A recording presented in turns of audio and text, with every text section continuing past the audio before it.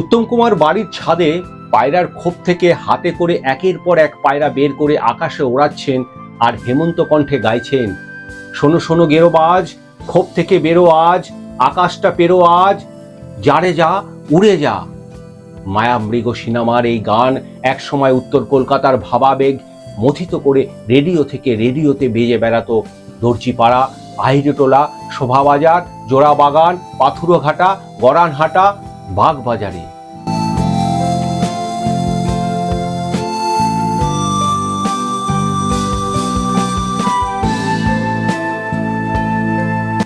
উত্তর কলকাতায় অনেক বাড়ির ছাদে থাকতো পায়রার ঘর। পায়রার ঘরের মাথায় জাহাজের মাস্তুল সদৃশ্য লম্বা উল্টানো ছাতার মতো দেখতে পায়রার বোম। বিকেলবেলা উড়ে বেরিয়ে পায়রা এসে বসে সেই বোমের উপর। বোমবন্দি পায়রা সন্ধেবেলা ঘরে ঢোকে।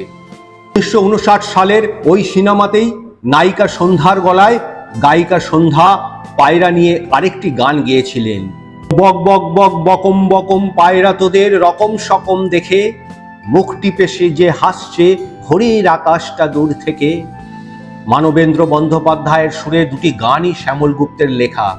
গায়িকা সন্ধ্যার পারাবত প্রেম এই প্রথম নয়, বলা যায় প্রথম প্রেমের সেলিব্রেশন। 1953 সালের জুলাইতে পুজোর সময় বিমলচন্দ্র ঘোষের লেখা, সলিল চৌধুরীর সুরে গায়িকা সন্ধ্যা উজ্জ্বল এক ঝাঁক পায়রা গানটি রেকর্ড করেন। আধুনিক বাংলা গানে সম্ভবত এই প্রথম পায়রার প্রবেশ। তবে কি বামপন্থী সলিল চৌধুরী কমিউনিস্টদের রাজনৈতিক জয়ের উত্থান ও উজ্জ্বল ভবিষ্যৎকে মনে রেখেই ওই অমর গানটি সৃষ্টি করেছিলেন? পায়রার কথা উঠলে মনে পড়ে আমাদের শোভাবাজারের বাড়ির প্রায় অন্ধকার একতলার পরিবর্গার ফাঁকে বসে থাকা সারি সারি কালো গোলা পায়রাদের কথা।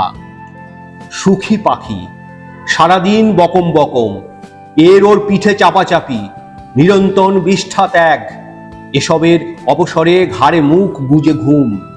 ডানার আর ভাঙতে মাঝে মাঝে তারা উড়ে দোতলার বারান্দায় এসে বসত, বোধহয় রোদ মাখতে। দেখতাম কালো হলেও ওরা সত্যিই উজ্জ্বল রূপে।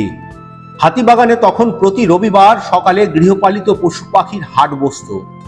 সেখানে দুঃখে নামেন একজন পায়রাওয়ালার পায়রার খ্যাতি ছিল। তাহলে দেখা যাচ্ছে শুধু সুখের পায়রা নয়, দুঃখেরও পায়রা হয়। পায়রা শান্তির প্রতীক। জানা যায় রোমানরাই সর্বপ্রথম পায়রাকে বা ঘুঘুকে শান্তির প্রতীক হিসেবে গণ্য করা শুরু করে। মানুষ ও পায়রার সম্পর্ক অতি প্রাচীন কালের।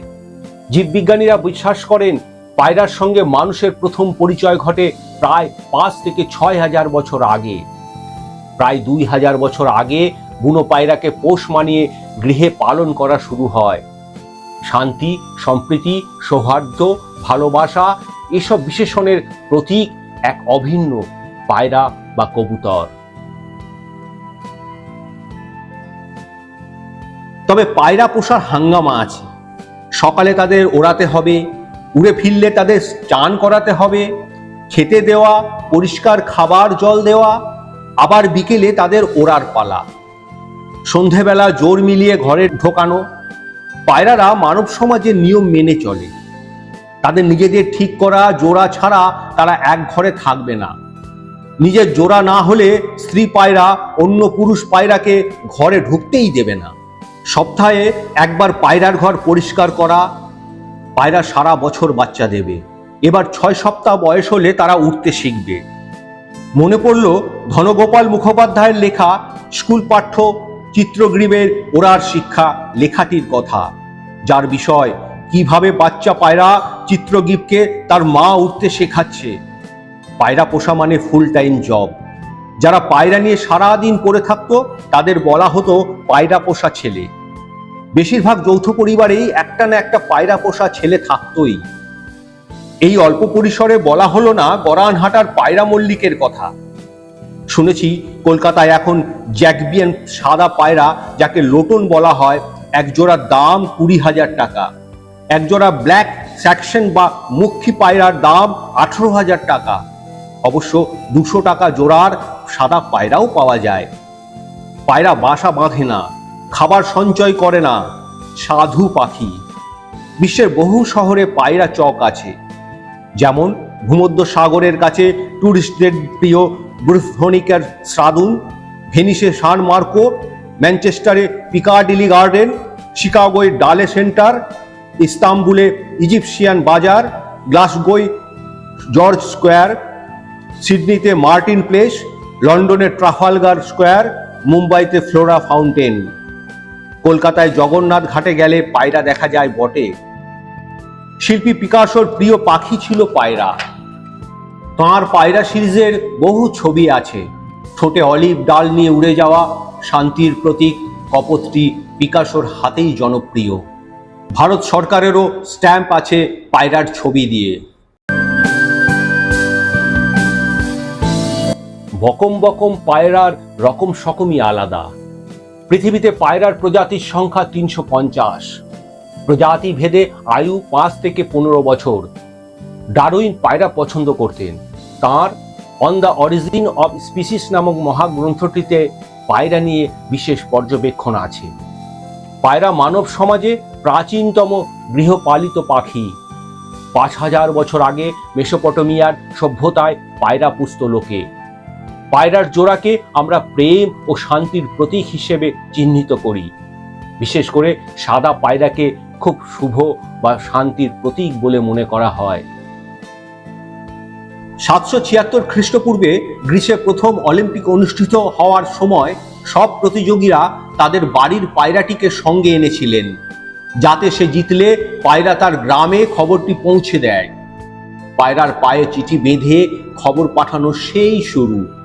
তারপর বহু ইতিহাস। দুটো মহাযুদ্ধ পার করে সে খবর পাঠিয়ে চলেছে। পায়রার ওড়ার গতি ঘন্টায় 61 কিলোমিটার। 1850 সালে সংবাদ সংস্থা রয়টার্স জার্মানিতে শেয়ারের দর ওঠানামার খবর বেলজিয়ামে পাঠাতো পায়রার পায়ে কাগজ বেঁধে। উড়িষ্যায় 1988 সাল পর্যন্ত 400টি গ্রামীণ থানার মধ্যে যোগাযোগের একমাত্র উপায় ছিল পায়রা। বহুল দৃশ্যমান আবাসিক পাখি বুনো পায়রা, জালালি কবুতর, জংলা কবুতর, বুনো কবুতর, কপোত বা গোলা পায়রা নামেও পরিচিত। কোলাম্বিডি গোত্রের পাখিটির বৈজ্ঞানিক নাম কলম্বিয়া লিভিয়া। প্রাকৃতিকগতভাবে বুনো পায়রা পশ্চিম ও দক্ষিণ ইউরোপ, উত্তর আফ্রিকা ও দক্ষিণ এশিয়ার বাসিন্দা। বুনো পায়রার ঠোঁটের আগা থেকে লেজের ডগা পর্যন্ত দৈর্ঘ্য 29 থেকে 37 সেন্টিমিটার এবং প্রসারিত অবস্থায় এক ডানা এক প্রান্ত থেকে অন্য ডানার বিপরীত প্রান্ত পর্যন্ত মোট দৈর্ঘ্য 62 থেকে 72 সেন্টিমিটার। দেহের ওজন 238 থেকে 380 গ্রাম। পায়রা ও পায়রি দেখতে একই রকম। প্রাপ্তবয়স্ক পায়রার মাথা, ঘাড় ও গলা গাঢ় ধূসর। ঘাড় গলায় ধাতব সবুজ ও গোলাপি জলজলে আভা দেখা যায়। পিঠ, ডানা, বুক ও পেট হালকা ধূসর। ডানায় দুটি কালো চওড়া ডোরা রয়েছে। ধূসর লেজটিতে প্রশস্ত কালো প্রান্তীয় দাগ দেখা যায়। চোখের রং কমলা। চঞ্চু কালো ও চঞ্চুর ঝিল্লি ধূসরাভ সাদা। পা, পায়ের পাতা ও আঙুল গোলাপি, তাতে থাকে নীলচে আভা। নখ কালচে।